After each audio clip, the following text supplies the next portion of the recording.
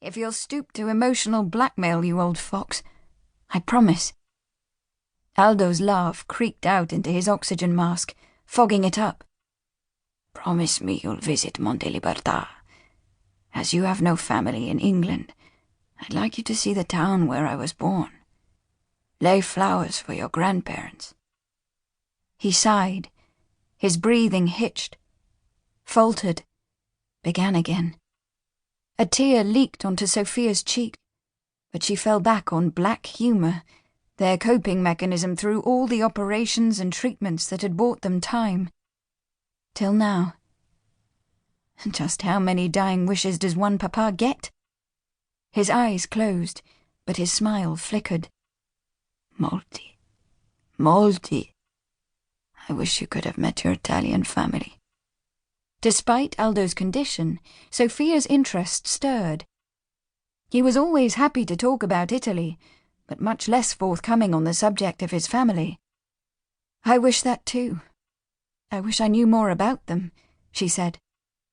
Aldo's forehead puckered. "It was all such a mess. I thought I was doing the right thing coming here. But my parents, they were in the middle.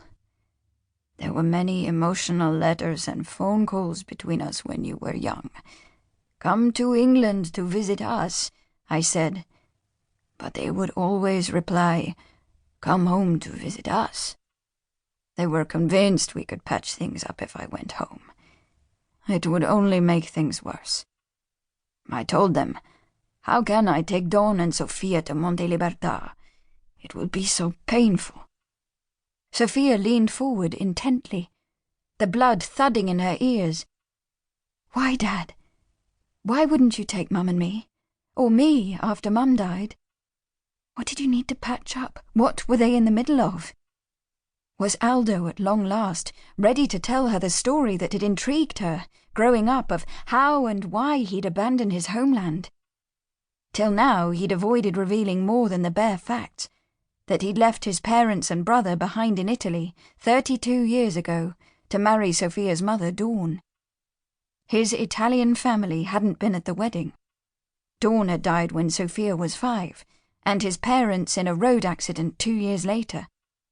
He'd always parried Sofia's eager quest for more information with, "It's all too sad to talk about." "I don't want to make you sad." Then he'd stroke her hair and change the subject.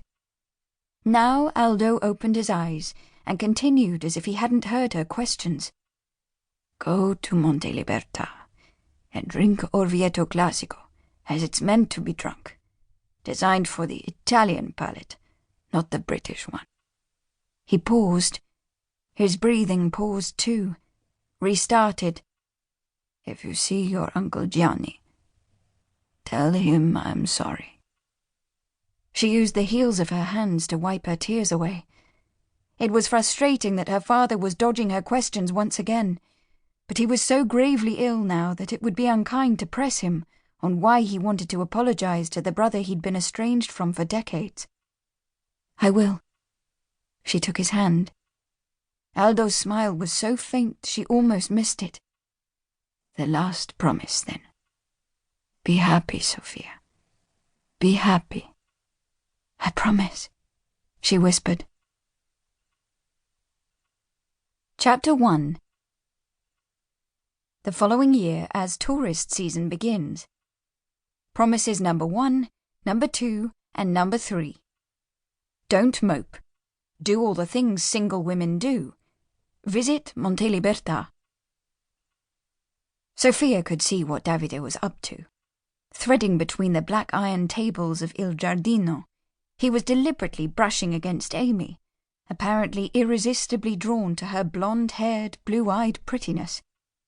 Like Sofia, Amy had only been working at the Hotel Casa Felice for 10 days.